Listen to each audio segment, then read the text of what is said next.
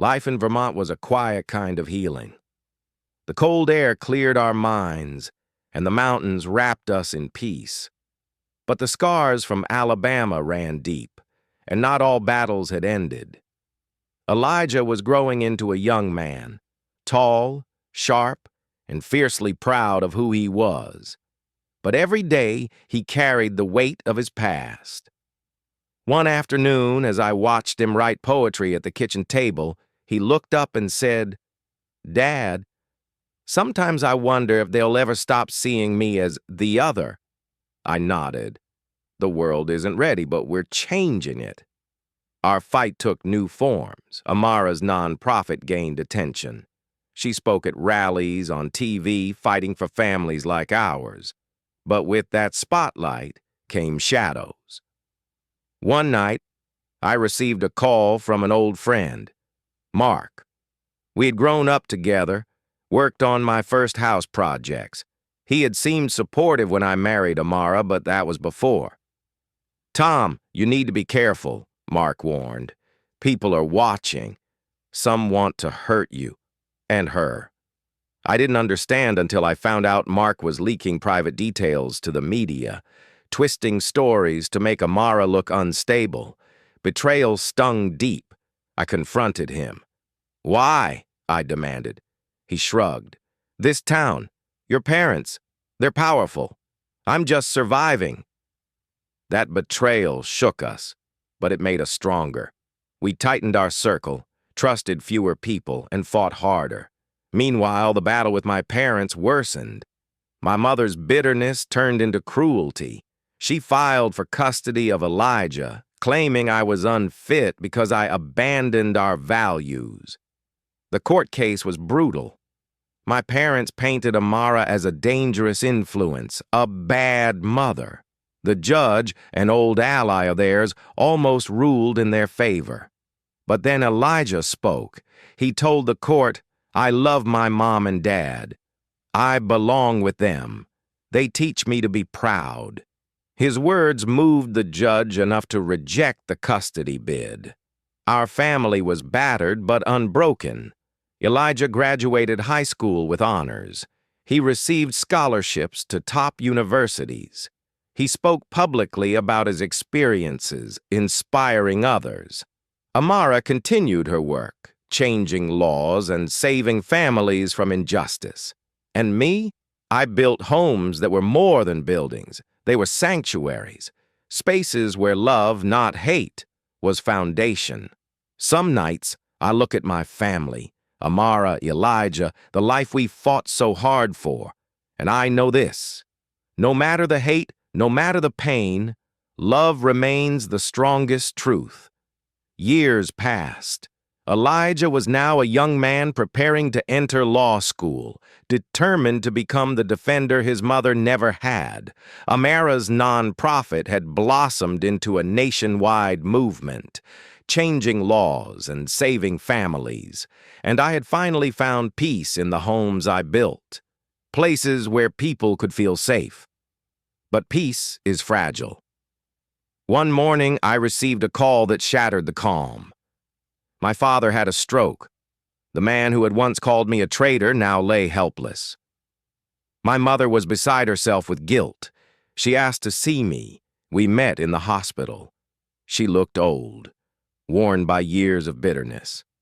"I was wrong," she whispered. "About everything. I hate what I became." I saw in her eyes a regret I'd never expected. I visited my father, too. His eyes opened briefly, and he mouthed the words, "I'm sorry." It wasn't enough to erase the past, but it was a start. The true victory came when Elijah stood before a crowd in our hometown, delivering a speech at a civil rights rally. He spoke of hate and hope, a family torn apart and rebuilt stronger. "Love," he said, "is not a weakness. It is our rebellion against a world that tries to divide us. Our family faced cruelty, but we fought back, not with hate, but with truth and justice." The crowd cheered. Among them, some old neighbors, some distant relatives, even a few faces from my past who had once turned away. Later that night, Amara and I stood on our porch watching Elijah laugh with his friends. "Do you think they'll ever accept us?" I asked. She smiled. "Maybe not everyone. But we've built something no one can take away, a family bound by love and courage." I took her hand. "Yes," I said, "and that is more than enough. The shadows of hate may linger, but the light we've kindled will guide generations. Because love, true love, always wins." "She's not allowed here," he barked. Amara tried to get to Elijah. He shoved her back roughly. She fell. They arrested her for assaulting an officer. Elijah watched through the window, silent and terrified. The courtroom was a battlefield. Judge Randall Claiborne presided, a man whose family history whispered of segregation and slavery. He sneered at Amara, dismissed our evidence, and sided with the police. Despite video footage showing Brant shoving Amara first, the judge ruled it inconclusive. Amara was sentenced to 6 months in jail. Our son was placed in temporary custody with my estranged parents. My world shattered. After the trial, silence fell like a heavy fog. Everything I knew shattered into pieces. Amara was behind bars. Our son was with my parents, who openly said he was not their grandson, and I was broken, alone. The first time I saw Elijah after the court's decision, his eyes were empty, not a child, a prisoner of fear. My parents looked at me like I was the enemy. My mother gritted her teeth and said, "You chose your fate, Thomas. You're not our son anymore." My father said nothing and turned away. I was scared. I realized family isn't always those who share your blood, but I didn't give up.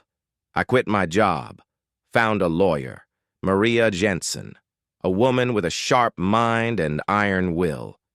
We began gathering evidence, reviewing case files, searching for witnesses. Through friends, I reached out to journalists who started reporting on the injustice. Amara's story became public. Support appeared. People who believed the truth was on our side. Meanwhile, Elijah lived in my parents' house. They forbade him to call his mother. On holidays, they said she poisoned his mind. His little soul slowly drowned in despair. I tried to talk to him, but he shut down. "I just want things to be like before," he whispered. I promised him, "We'll fix this. I swear 6 weeks after the verdict, we got a new chance. An appeal." Judge Marie Collins, a woman known for fairness and independence, took the case under her wing. We presented new video footage from a different angle, clearly showing Officer Brant starting the physical contact. There were new witness testimonies, including a former cop who complained about Brant's excessive force against black women. The hearings were tense. Opponents tried to discredit witnesses and bury the case, but truth won. Judge Collins overturned the conviction. Amara was freed. When I saw her at the gates, she was exhausted, but her eyes burned with freedom. Elijah ran into her arms and hugged tightly. But the fight wasn't over. My parents saw the news. My father called me, saying, "You have shamed our family." My mother posted a photo of Elijah online with hateful comments. I realized we no longer belonged to them. We moved out of Alabama, bought a small house in Vermont, far from judging eyes. Amara founded a nonprofit helping women falsely accused. Her voice was heard nationwide. Elijah grew up writing poetry, dreaming of becoming a civil rights lawyer. I became an architect, building homes where people feel safe, free from fear and judgment. Sometimes I lie awake and think how far we've come, from hatred and rejection to hope and love. Our family survived everything and grew stronger. Love is the light that darkness cannot extinguish. My name is Thomas Whitaker.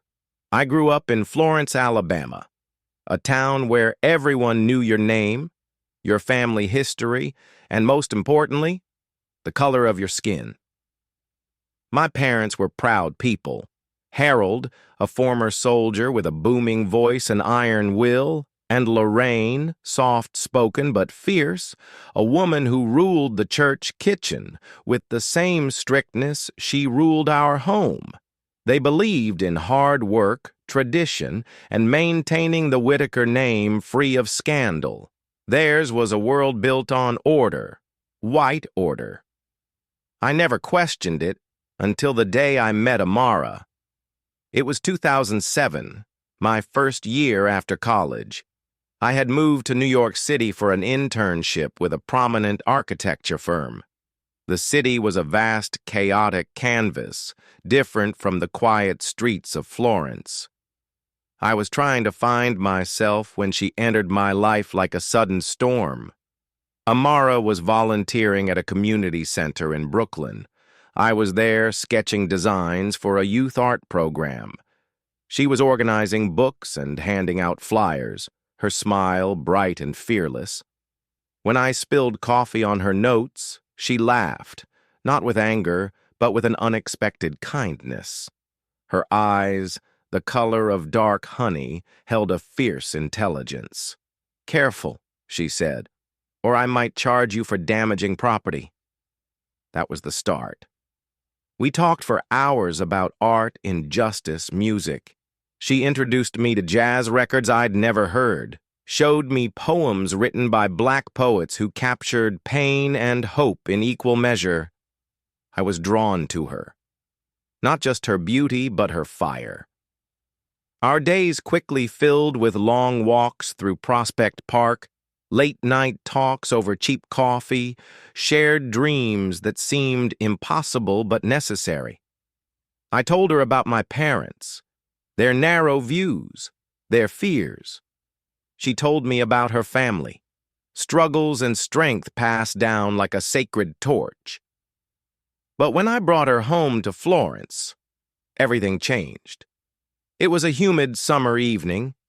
My parents' porch was lit by a single swinging bulb. The smell of honeysuckle filled the air.